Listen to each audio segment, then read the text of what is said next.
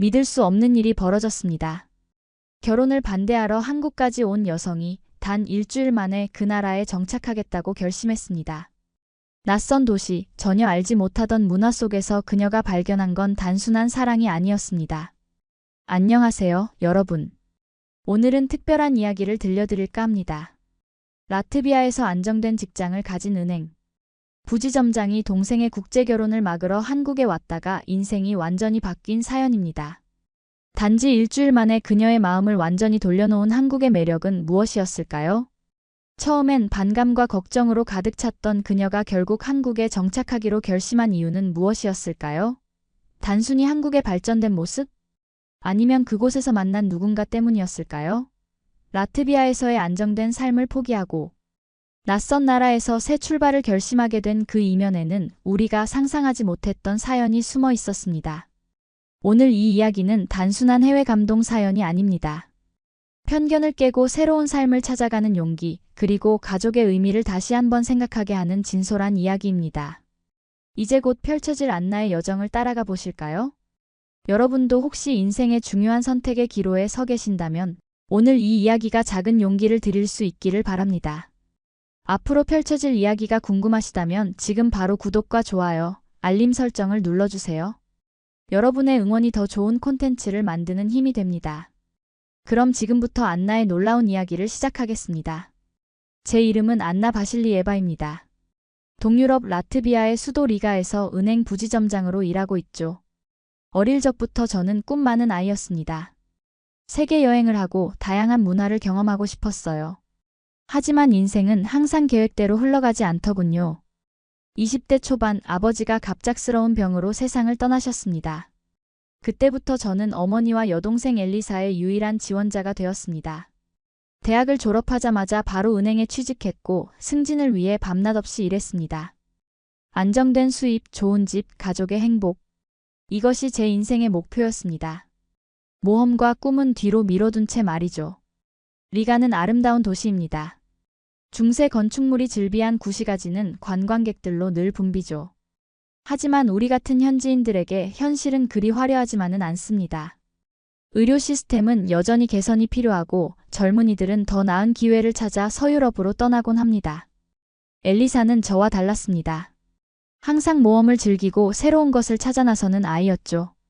고등학교를 졸업하고 그녀는 한국으로 유학을 떠났습니다. 처음엔 저도 반대했습니다. 왜 하필 그렇게 먼 나라야? 독일이나 프랑스는 어때? 하지만 엘리사의 눈빛에서 결심을 읽을 수 있었습니다. 언니, 나 한국 드라마 보면서 그 나라에 완전히 반해버렸어. 그들의 문화, 음식, 언어. 모든 게 너무 매력적이야. 한 번뿐인 인생, 내가 정말 가고 싶은 곳에서 공부하고 싶어. 결국 저는 동생의 선택을 응원해주기로 했습니다. 매달 생활비를 보내주며 그녀의 유학 생활을 지원했죠. 매주 영상통화로 그녀의 생활을 확인했습니다. 엘리사는 한국 생활에 잘 적응하는 듯 했습니다. 언어도 빠르게 배우고 현지 친구들도 많이 사귀었죠. 저는 속으로 안심했습니다. 그런데 어느 날 엘리사로부터 충격적인 소식이 전해졌습니다. 한국인 남성과 사랑에 빠졌고 결혼을 생각하고 있다는 거였습니다. 만난 지 채 1년도 안 된 사이라는 말에 저는 깜짝 놀랐습니다. 엘리사, 너무 성급한 결정 아니야? 그 사람에 대해 얼마나 알고 있니? 엘리사는 상기된 목소리로 대답했습니다. 언니, 민주는 정말 좋은 사람이야. 나를 진심으로 아끼고 존중해줘. 그의 가족들도 나를 따뜻하게 맞아주셨어. 하지만 저는 쉽게 마음이 놓이지 않았습니다. 제 친구 마리나가 외국인과 결혼해 겪었던 불행한 경험이 떠올랐기 때문입니다. 마리나는 영국인과 결혼했지만 문화적 차이와 가족들의 반대로 결국 이혼했습니다. 그 과정에서 그녀는 엄청난 상처를 받았죠. 엘리사, 국제결혼은 생각보다 힘들 수 있어.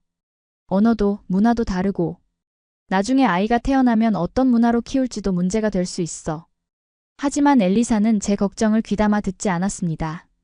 오히려 제가 그녀의 행복을 방해한다고 생각하는 것 같았습니다. 매번 통화할 때마다 우리는 같은 주제로 다투었습니다. 어머니까지 우리의 갈등으로 마음 아파하셨습니다. 잠 못 이루는 밤이 계속되었습니다. 정말 엘리사가 행복할까? 그 사람은 정말 믿을 만한 사람일까? 의문이 꼬리에 꼬리를 물었습니다. 결국 저는 결단을 내렸습니다. 직접 한국에 가서 민준과 그의 가족을 만나보기로 한 거죠. 상사에게 2주간의 휴가를 신청했고 한국행 비행기 표를 예약했습니다. 비행기 안에서 저는 한국에 대한 가이드북을 읽었습니다. 사실 그전까지 한국에 대해 아는 것이 거의 없었거든요. 엘리사가 가끔 보내주는 사진과 이야기, 그리고 몇 편 본 한국 드라마가 전부였습니다. 가이드북에 따르면 한국은 아시아에서 가장 발전된 국가 중 하나로 특히 기술과 의료 분야에서 세계적인 수준이라고 했습니다. 과연 그럴까? 저는 반신반의했습니다. 라트비아에서는 아시아 국가들에 대한 편견이 여전히 존재했거든요. 많은 사람들이 아시아를 여전히 개발도상국으로 생각하고 있었습니다. 그런 생각을 갖고 있던 제가 부끄럽게도 저도 그런 편견에서 완전히 자유롭지 못했습니다. 12시간의 긴 비행 끝에 인천국제공항에 도착했습니다. 비행기에서 내리는 순간 저는 첫 번째 놀라움을 경험했습니다. 공항은 제가 본 어떤 유럽 공항보다도 현대적이고 깨끗했습니다. 모든 것이 질서정연하게 움직이고 안내 시스템은 완벽했습니다.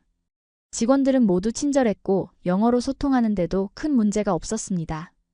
공항에서 시내로 가는 방법을 안내 데스크에서 물었더니 친절하게 공항철도와 지하철 이용법을 알려주었습니다. 교통카드 시스템도 라트비아보다 훨씬 발전되어 있었습니다. 한 장의 카드로 모든 대중교통을 이용할 수 있다니 정말 편리했습니다. 지하철을 타고 가는 동안 저는 창밖의 풍경을 유심히 살펴봤습니다. 고층 빌딩들이 질비하게 서 있고 도로는 깨끗했습니다. 지하철 안의 사람들은 대부분 스마트폰을 보거나 조용히 책을 읽고 있었습니다. 질서 있는 모습이 인상적이었습니다.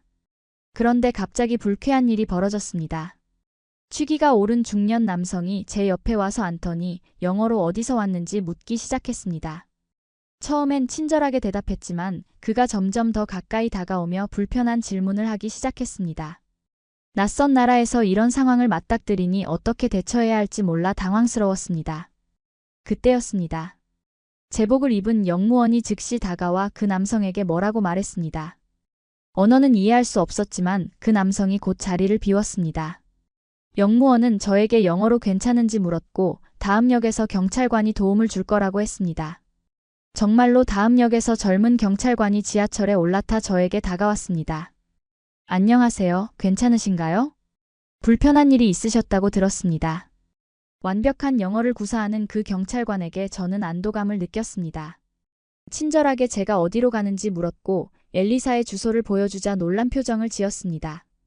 이곳은 제가 잘 아는 지역입니다. 그런데 혹시 민준 씨 아파트 주소인가요? 저는 깜짝 놀랐습니다. 네, 맞아요. 민준이 제 동생의 약혼자인데 어떻게 아시죠? 그는 웃으며 대답했습니다. 세상이 참 좁네요. 민준은 제 대학 동기입니다. 우리는 좋은 친구예요. 그 순간 저는 묘한 안도감을 느꼈습니다. 이렇게 우연히 동생 약혼자의 친구를 만나다니 운명이라고 해야 할까요?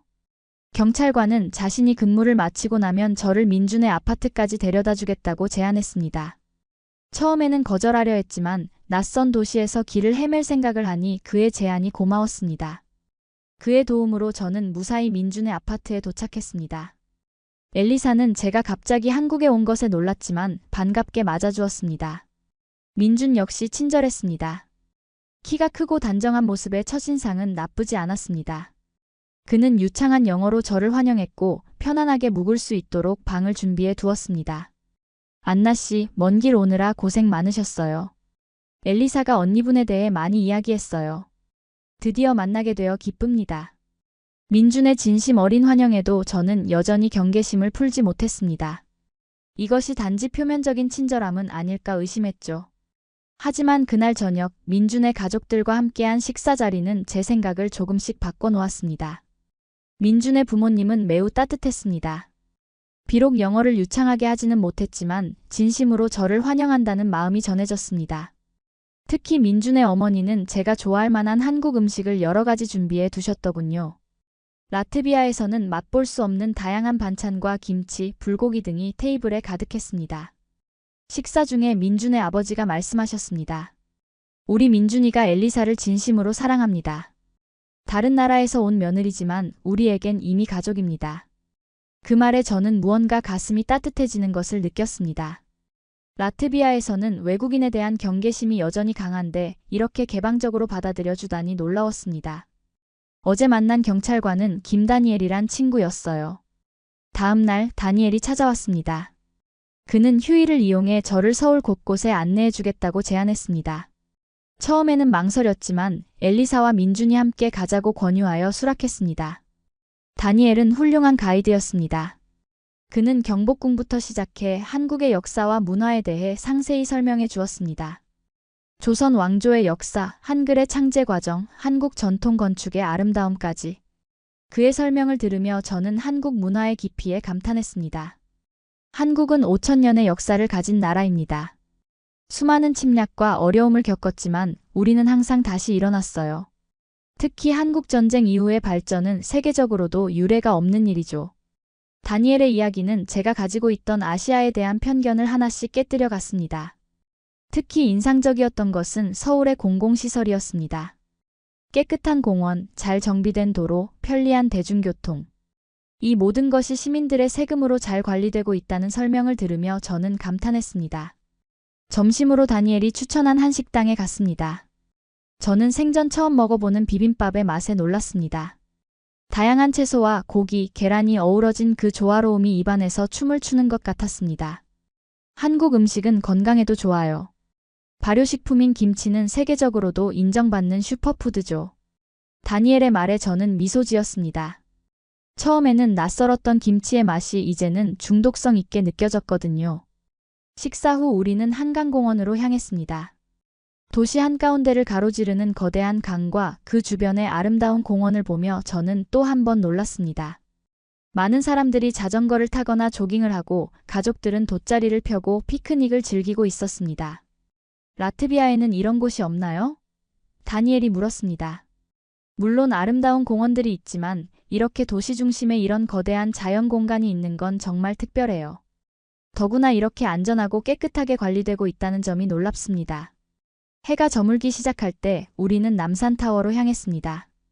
서울의 전경이 한눈에 들어오는 그 풍경은 말로 표현할 수 없을 만큼 아름다웠습니다. 수많은 빌딩들 사이로 한강이 흐르고 멀리 산들이 도시를 감싸고 있었습니다. 다음 날은 민준이 저를 한국의 의료 시스템에 대해 소개해 주겠다고 했습니다. 저는 의아했습니다. 왜 하필 병원이죠? 민준은 미소 지으며 대답했습니다. 엘리사가 말해주더군요. 어머님이 심장질환으로 고생하신다고요. 한국의 의료기술이 얼마나 발전했는지 보여드리고 싶어서요. 그 말에 저는 감동했습니다. 사실 어머니의 건강 문제는 제가 항상 걱정하던 부분이었거든요. 라트비아의 의료 시스템은 기본적인 치료는 가능하지만 전문적인 심장 치료에는 한계가 있었습니다. 많은 사람들이 더 나은 치료를 위해 독일이나 스웨덴 같은 나라로 가곤 했죠. 민준이 저를 데려간 곳은 서울 강남의 한 대형 병원이었습니다. 건물부터 압도적이었습니다. 현대적인 디자인의 첨단 설비를 갖춘 병원은 마치 미래에서 온 듯했습니다. 로비에는 외국인 환자를 위한 통역 서비스 데스크가 있었고 다양한 언어로 안내문이 제공되고 있었습니다. 민준의 친구인 심장 전문의 김 교수가 우리를 맞아주었습니다. 그는 영어로 유창하게 한국의 의료 시스템과 심장질환 치료법에 대해 설명해 주었습니다. 한국은 의료기술 분야에서 세계적인 수준입니다. 특히 심장질환 치료는 미국이나 유럽의 선진국과 비교해도 뒤지지 않아요. 더구나 비용은 훨씬 저렴하죠. 김 교수는 저에게 어머니의 상태를 물었고 제가 가지고 있던 의료 기록을 검토해 주었습니다. 그의 전문적인 견해를 들으며 저는 새로운 희망을 느꼈습니다. 어머니가 받고 있는 치료보다 더 효과적인 방법이 있다는 것, 그리고 그것이 라트비아보다 훨씬 저렴한 비용으로 가능하다는 사실이 놀라웠습니다. 만약 원하신다면 어머님을 한국으로 모셔와 치료받게 할 수도 있습니다. 외국인 환자를 위한 프로그램이 잘 갖춰져 있어요. 김 교수의 제안에 저는 진지하게 고민하기 시작했습니다. 정말 가능한 일일까? 어머니를 이렇게 먼 나라로 모시고 오는 것이. 병원을 나와 우리는 근처 카페에서 차를 마셨습니다.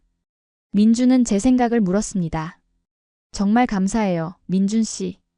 오늘 많은 것을 배웠습니다. 하지만 어머니를 이곳으로 모시는 건 현실적으로 쉽지 않을 것 같아요. 비용 문제도 있고 무엇보다 어머니가 낯선 환경에 적응하실 수 있을지. 민주는 진지한 표정으로 말했습니다. 물론 쉬운 결정은 아닙니다. 하지만 엘리사와 제가 도울 수 있어요. 비용 문제도 함께 해결해 나갈 수 있고요. 그의 진심 어린 제안에 저는 감동했습니다.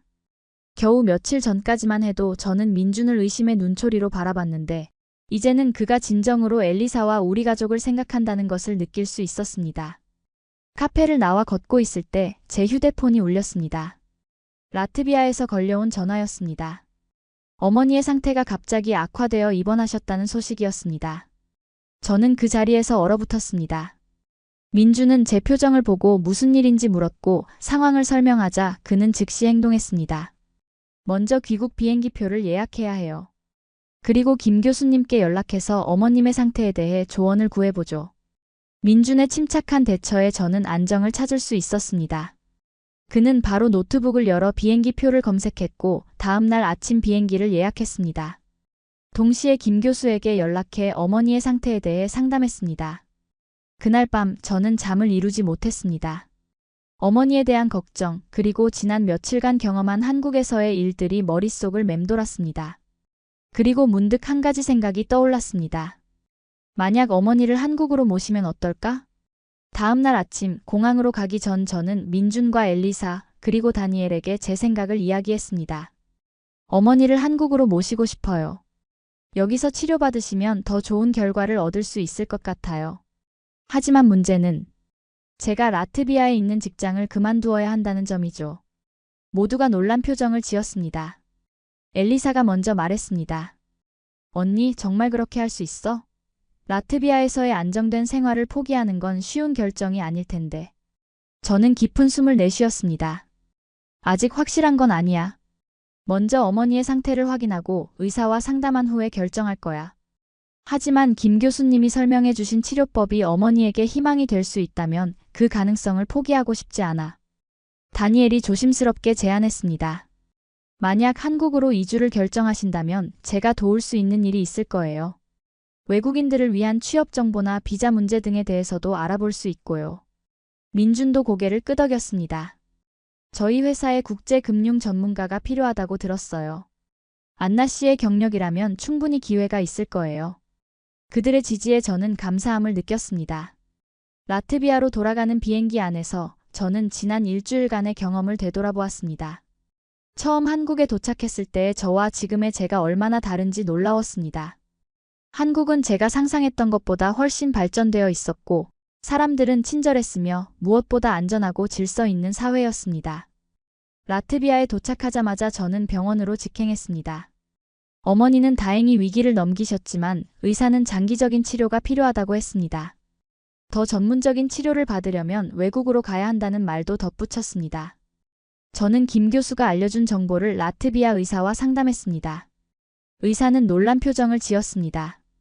한국의 의료기술이 그렇게 발전했다니 놀랍네요. 사실 서유럽으로 가는 것보다 비용 면에서도 훨씬 유리할 수 있겠군요. 어머니와 상의한 결과 우리는 큰 결심을 하게 되었습니다. 한국으로 이주하기로 한 것입니다. 물론 쉬운 결정은 아니었습니다. 안정된 직장을 떠나고 익숙한 환경을 버리는 것은 큰 도전이었습니다. 하지만 어머니의 건강과 더 나은 미래를 위해 저는 이 모험을 선택했습니다. 은행에 사직서를 제출했을 때 상사는 매우 놀랐습니다. 정말 한국으로 가는 거예요? 승진이 코앞인데? 저는 미소를 지었습니다. 네, 가족의 건강이 우선이라고 생각합니다. 그리고 한국에서도 제 경력을 살릴 기회가 있을 거예요. 다행히도 민준의 도움으로 저는 서울에 있는 국제금융기관의 면접 기회를 얻었습니다. 화상 면접을 통해 제 경력과 능력을 인정받았고 비자 스폰서십까지 제공받게 되었습니다. 모든 것이 놀라울 정도로 순조롭게 진행되었습니다. 2달 후 저와 어머니는 한국행 비행기에 몸을 실었습니다. 엘리사와 민준이 인천공항에서 우리를 맞이했습니다. 어머니는 비행 중 피로해 보였지만 딸의 미래가 있는 나라에 오게 된 것에 기뻐하셨습니다. 이제 우리 두 딸이 다 한국에 있게 되네. 이런 날이 올 줄은 몰랐구나. 김 교수는 어머니를 바로 검진했고 곧 치료를 시작했습니다. 첨단 의료기술과 세심한 간호 덕분에 어머니의 상태는 놀라울 정도로 빠르게 호전되었습니다. 특히 한국의 간호 시스템은 라트비아와 비교할 수 없을 정도로 체계적이었습니다. 저 역시 새로운 직장에 적응해 나갔습니다. 처음에는 언어 장벽과 문화적 차이로 어려움을 겪었지만 동료들의 도움으로 점차 익숙해져 갔습니다. 특히 제 상사는 제 금융 전문 지식을 높이 평가해 주었고, 라트비아와 발트 3국 시장에 대한 제 이해가 회사에 새로운 관점을 제공한다고 칭찬했습니다. 다니엘은 저와 어머니가 한국 생활에 적응하는데 큰 도움을 주었습니다. 주말마다 그는 우리를 데리고 서울의 여러 명소를 방문했고 한국 문화와 역사에 대해 알려주었습니다. 어머니도 다니엘을 매우 좋아하셨습니다. 그의 친절함과 배려가 마음에 드셨나 봅니다. 어느 날 저녁 다니엘이 저를 한 식당으로 초대했습니다. 그곳은 한강이 내려다 보이는 아름다운 레스토랑이었습니다. 촛불이 켜진 테이블, 은은한 음악. 분위기가 특별했습니다. 오늘은 무슨 특별한 날인가요? 저는 궁금해서 물었습니다. 다니엘은 잠시 긴장한 듯 보였습니다. 그리고 이내 진지한 표정으로 말을 꺼냈습니다. 안나, 사실 오늘 당신에게 하고 싶은 말이 있어요. 저는 갑자기 심장이 빠르게 뛰는 것을 느꼈습니다. 다니엘과 저는 지난 몇 개월 동안 자주 만나 시간을 보냈습니다. 처음에는 그저 친구로서 그리고 한국 생활의 안내자로서였지만 점차 그 관계는 더 깊어져 갔습니다. 당신을 처음 봤을 때부터 특별하다고 느꼈어요. 지하철에서 그 취객으로부터 당신을 도왔던 순간 이상하게도 운명 같은 것을 느꼈습니다. 다니엘의 고백에 저는 말을 잇지 못했습니다. 사실 저도 그에게 점점 더 마음이 끌리고 있었습니다. 그의 친절함, 지식, 그리고 따뜻한 마음씨.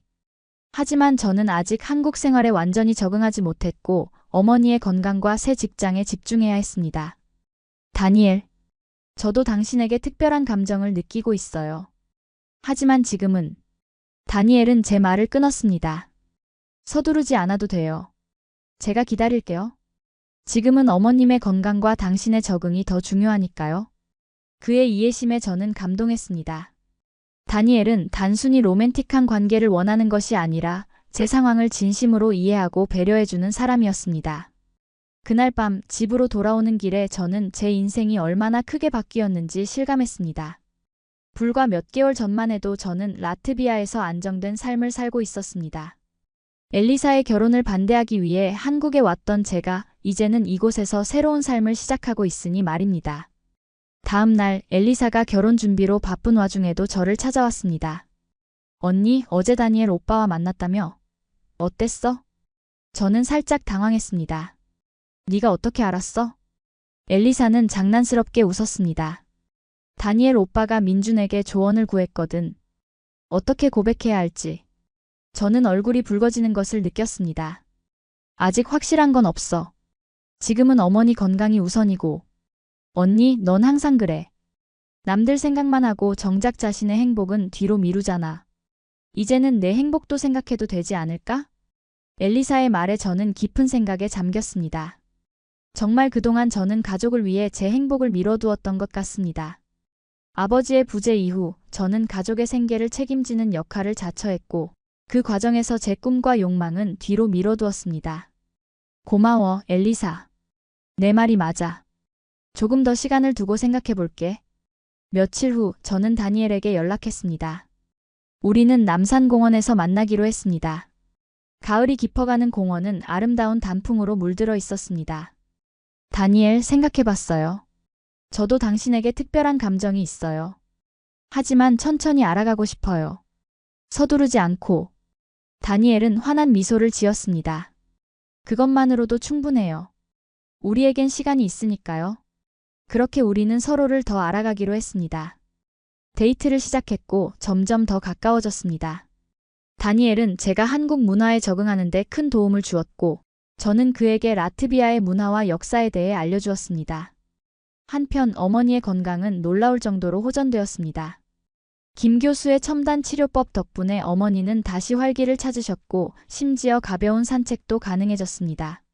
어머니도 한국 생활에 적응해 가셨습니다. 특히 아파트 단지 내 노인들을 위한 프로그램에 참여하시며 새로운 친구들도 사귀셨습니다. 시간이 흘러 엘리사와 민준의 결혼식 날이 다가왔습니다.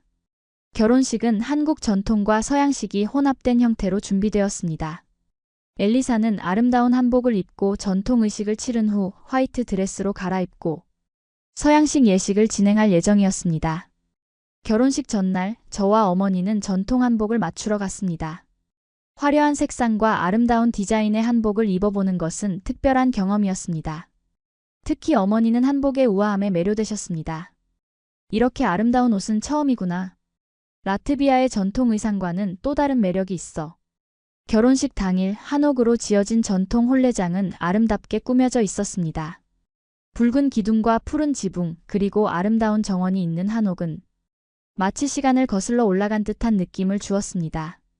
엘리사는 빨간색과 파란색이 어우러진 화려한 한복을 입고 나타났습니다. 머리에는 전통장 신구를 하고 얼굴은 한국 전통 화장법으로 단장했습니다. 저는 동생의 모습에 눈물이 났습니다.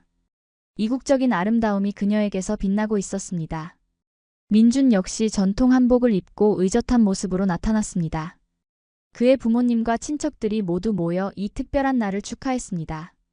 비록 언어는 통하지 않았지만 축복의 마음은 충분히 전해졌습니다.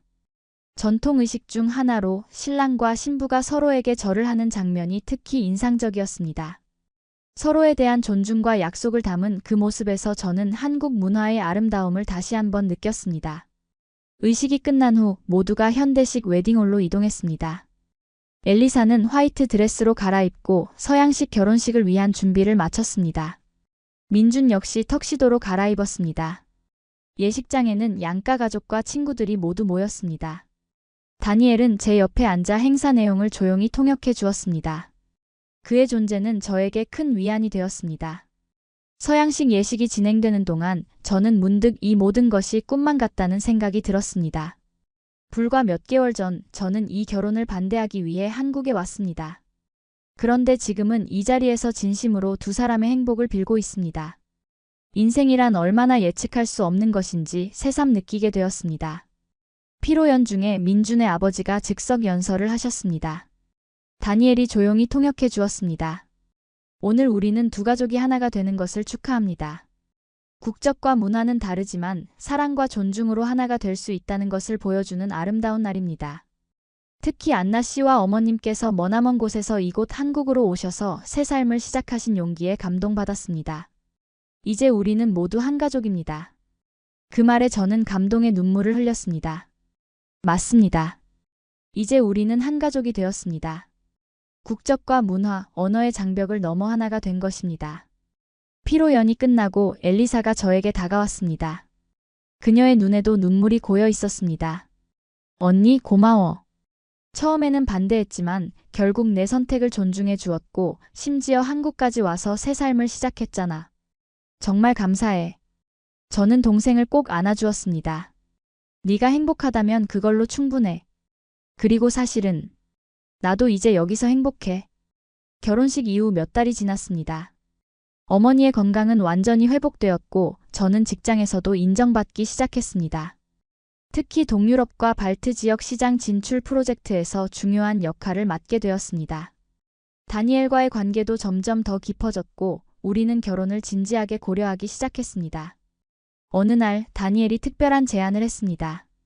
다음 주에 휴가를 내서 제주도에 가는 게 어떨까요? 한국에서 가장 아름다운 섬이라고 하는데 아직 안나와 함께 가보지 못했어요. 저는 기쁘게 수락했습니다. 한국에 온 지 거의 1년이 되어 가는데 아직 서울 밖으로 여행을 해본 적이 없었기 때문입니다. 제주도는 정말 아름다웠습니다. 푸른 바다, 검은 화산암, 그리고 노란 유채꽃이 어우러진 풍경은 마치 그림 같았습니다. 우리는 렌터카를 빌려 섬 곳곳을 둘러보았습니다. 특히 성산일출봉에서 본 일출은 평생 잊지 못할 장면이었습니다. 어둠 속에서 서서히 붉게 물들어가는 하늘과 바다, 그리고 그 위로 떠오르는 태양. 그 장엄한 광경에 저는 숨이 멎을 것 같았습니다. 안나, 당신과 함께 이 순간을 볼 수 있어 행복해요. 다니엘의 말에 저는 미소를 지었습니다. 그와 함께 있으면 항상 마음이 따뜻해졌습니다. 일출을 본 후 우리는 해변가 카페에서 아침 식사를 했습니다. 갓 구운 빵과 신선한 과일, 그리고 제주도 특산품인 녹차. 모든 것이 완벽했습니다. 식사를 마치고 다니엘이 갑자기 무릎을 꿇었습니다. 그의 손에는 작은 보석함이 들려 있었습니다. 안나 바실리에바, 당신은 제 인생의 가장 큰 행운입니다. 처음 지하철에서 만났을 때부터 저는 당신이 특별한 존재라는 것을 알았습니다. 당신의 용기, 가족에 대한 사랑, 그리고 새로운 도전을 두려워하지 않는 모습. 모든 것이 저를 당신에게 반하게 했습니다. 이제 저의 아내가 되어주시겠습니까? 예상치 못한 프로포즈에 저는 말을 잇지 못했습니다. 눈물이 눈가에 고였습니다. 이 순간이 올 것이라고 어렴풋이 예상은 했지만 이렇게 아름다운 장소에서 이렇게 감동적인 방식으로 청혼을 받을 줄은 몰랐습니다. 네, 다니엘. 당신의 아내가 되겠습니다. 우리의 약혼 소식은 양가 가족 모두에게 큰 기쁨을 안겨주었습니다. 특히 어머니는 눈물을 흘리시며 기뻐하셨습니다. 안나, 네가 이렇게 행복한 모습을 볼 수 있어 정말 다행이구나. 처음 한국에 오자고 했을 때는 걱정이 많았는데 이제 보니 그건 우리 가족 모두에게 최고의 선택이었던 것 같아. 다니엘의 부모님도 저를 따뜻하게 환영해 주셨습니다. 비록 언어의 장벽이 있었지만 사랑과 존중의 마음은 충분히 전달되었습니다. 결혼 준비를 하면서 저는 문득 라트비아에 있는 친구들과 동료들이 생각났습니다. 그들에게 연락해 결혼 소식을 알렸고 몇몇은 한국까지 와서 결혼식에 참석하겠다고 했습니다. 옛 직장 동료 마리나도 연락이 왔습니다. 그녀는 제가 한국에서 새 삶을 시작했다는 소식에 놀랐다고 했습니다. 안나, 정말 대단해. 안정된 삶을 뒤로하고 그런 모험을 한다는 게 쉽지 않았을 텐데. 네가 행복하다니 나도 기뻐. 그리고 부탁이 있어. 혹시 나도 한국에서 일할 기회가 있을까? 라트비아에서의 삶이 점점 더 힘들어지고 있거든. 마리나의 부탁에 저는 깊은 생각에 잠겼습니다.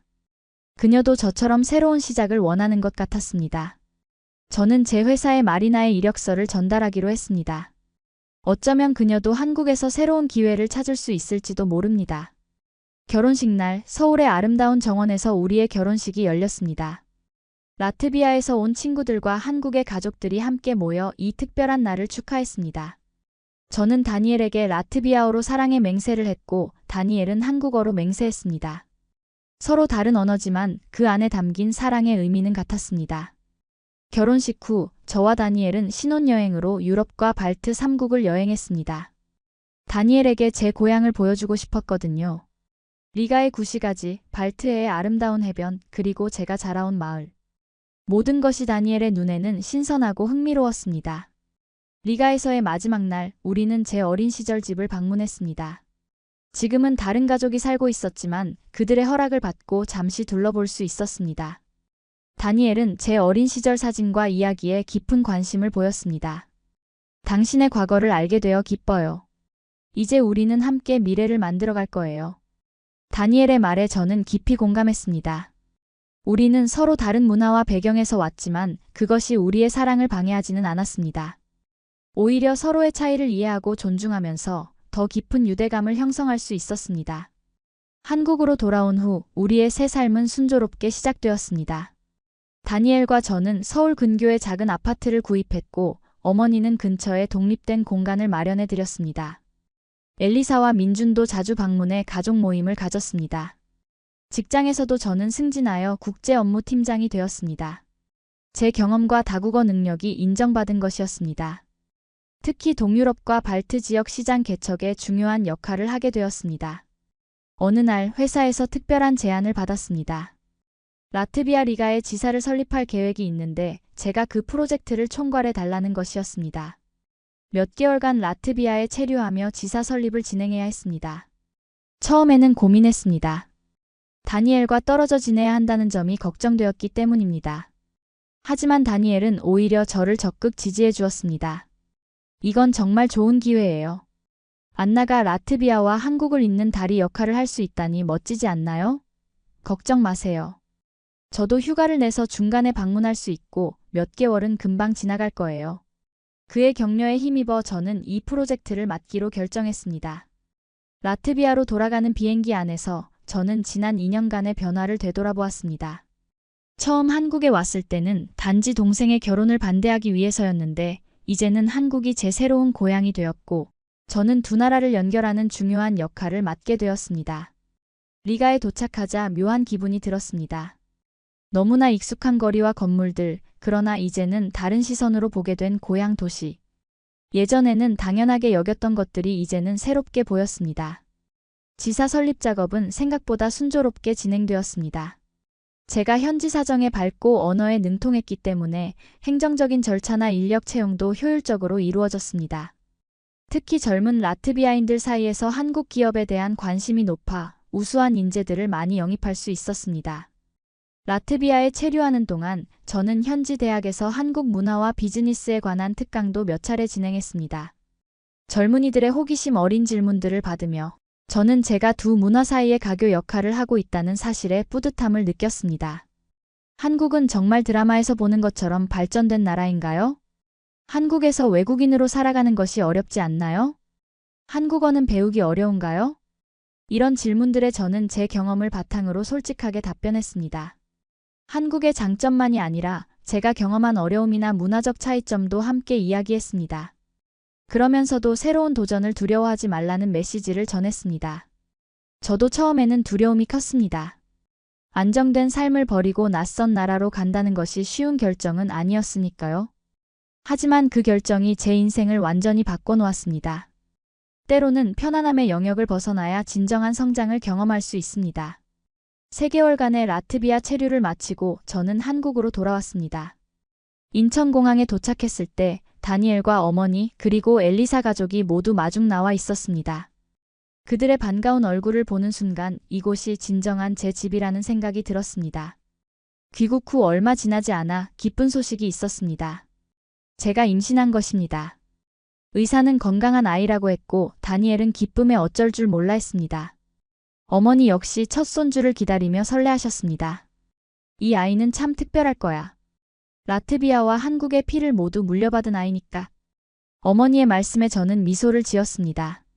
그렇습니다. 우리 아이는 두 문화의 장점을 모두 가진 특별한 존재가 될 것입니다. 임신 소식은 회사에도 전해졌고 상사는 저에게 축하와 함께 업무 조정을 제안했습니다. 출산 후에도 계속 일할 수 있도록 재택근무와 유연한 근무 시간을 허용해 주었습니다. 한국의 가족 친화적인 기업 문화에 다시 한번 감사함을 느꼈습니다. 한국에서는 일과 가정의 균형을 중요시하는 문화가 점점 확산되고 있어요. 특히 국제적인 인재를 유지하기 위해 우리 회사도 이런 제도를 적극 도입하고 있습니다. 상사의 말에 저는 깊이 공감했습니다. 라트비아에서는 아직 이런 유연한 근무 형태가 보편화되지 않았기 때문입니다. 출산을 앞두고 다니엘과 저는 아기방을 꾸미며 행복한 시간을 보냈습니다. 다니엘은 한국 전통 요람을, 저는 라트비아에서 가져온 아기 이불을 준비했습니다. 두 문화가 조화롭게 어우러진 공간이 만들어졌습니다. 출산 날짜가 가까워오자 라트비아에서 제 친구 마리나가 방문했습니다. 그녀는 제 소개로 한국 회사에 취직하게 되었고 교육 차원에서 몇 주간 서울에 머물게 된 것입니다. 마리나는 한국 생활에 대한 궁금증이 많았고 저는 기꺼이 그녀의 질문에 답해 주었습니다. 안나, 네가 정말 부러워. 이렇게 아름다운 나라에서 사랑하는 사람과 함께 새 가족을 꾸리다니. 정말 용기 있는 선택이었어. 마리나의 말에 저는 깊이 생각했습니다. 정말 그랬을까요? 용기 있는 선택이었을까요? 아니면 그저 상황이 저를 이끌어온 것일까요? 사실 처음에는 용기가 아니라 걱정이었어. 동생의 결혼을 막으려고 왔다가 오히려 내가 이곳에 정착하게 될 줄은 상상도 못했으니까. 하지만 지금 생각해보면 그때의 결정이 내 인생에서 가장 중요한 전환점이 되었어. 가을의 아름다운 날, 저는 건강한 여자아이를 출산했습니다. 우리는 그 아이에게 소피아라는 이름을 지어주었습니다. 라트비아어로는 지혜를, 한국어로 발음하면 소중한 빛과 비슷하게 들리는 이름이었습니다. 소피아의 탄생은 우리 가족 모두에게 큰 기쁨이었습니다. 특히 어머니는 손녀를 안고 눈물을 흘리셨습니다. 이 아이가 우리 가족의 새로운 시작이구나. 라트비아와 한국 두 나라의 사랑으로 태어난 아이. 소피아가 태어난 지 100일이 되던 날 우리는 한국 전통에 따라 100일 잔치를 열었습니다. 다니엘의 가족들과 회사 동료들 그리고 라트비아에서 온 친구들까지 모두 모여 소피아의 건강한 성장을 축하했습니다. 100일 잔치에서는 아이의 미래를 점치는 돌잡이 행사도 진행했습니다. 소피아 앞에 여러 물건을 놓고 아이가 처음 잡는 물건으로 미래를 예측하는 전통이었습니다. 소피아는 망설임 없이 책과 붓을 집었고 모두가 박수를 쳤습니다. 학자가 될 거야. 두 나라의 문화를 연구하는 학자. 그날 저녁 모든 손님이 돌아가고 소피아가 잠든 후 다니엘과 저는 베란다에 앉아 서울의 야경을 바라보았습니다. 불과 몇 년 전만 해도 상상하지 못했던 이 평화로운 순간이 지금은 저의 일상이 되었습니다. 다니엘, 가끔 이 모든 게 꿈 같아요. 내가 정말 라트비아를 떠나 한국에서 새 삶을 시작했다는 게. 그리고 당신을 만나 이렇게 행복한 가정을 이루었다는 게. 다니엘은 제 손을 꼭 잡았습니다. 저도 매일 감사함을 느껴요. 그날 지하철에서 우연히 만난 것이 우리 인생을 이렇게 바꿔놓을 줄 누가 알았을까요? 사실 처음 한국에 왔을 때는 편견이 많았어요.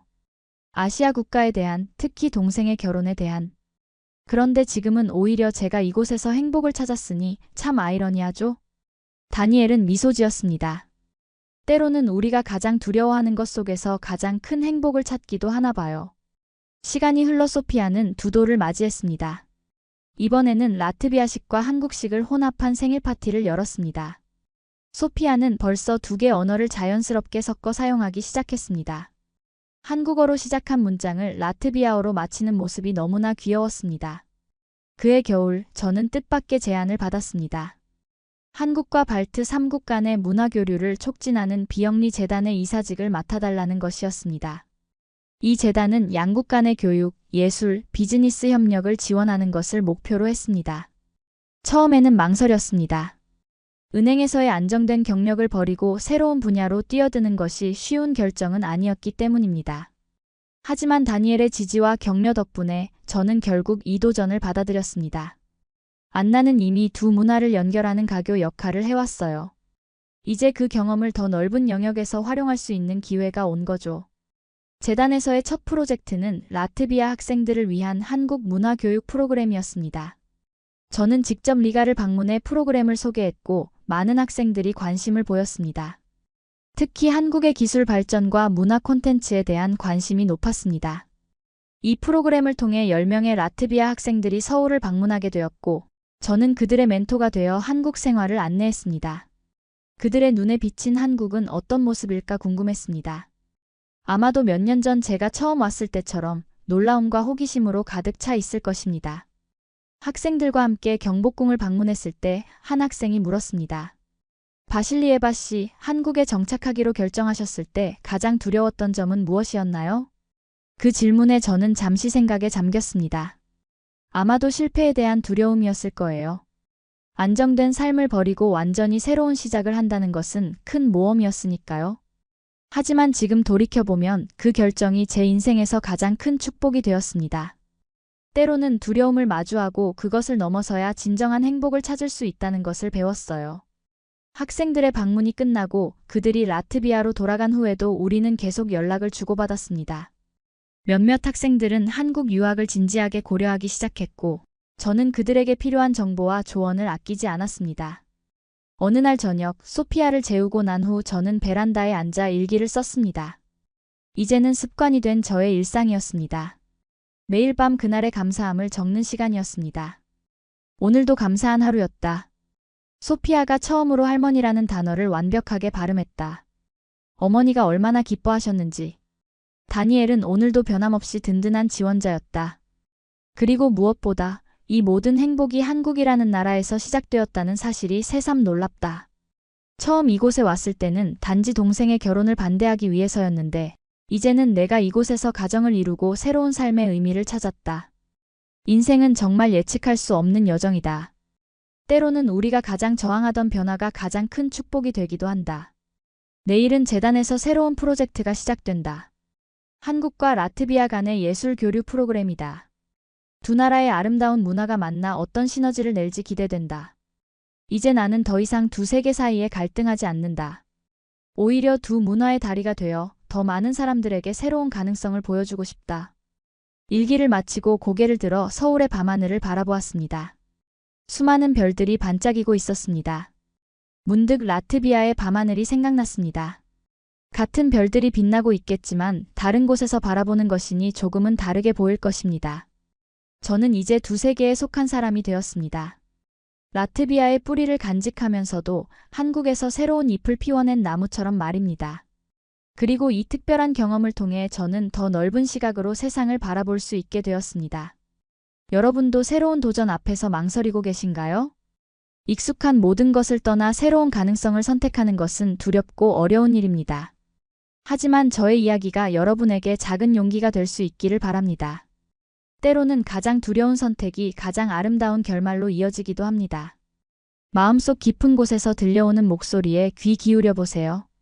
그리고 용기를 내어 한 걸음 내딛어 보세요. 그 한 걸음이 여러분의 인생을 완전히 바꿔놓을지도 모릅니다.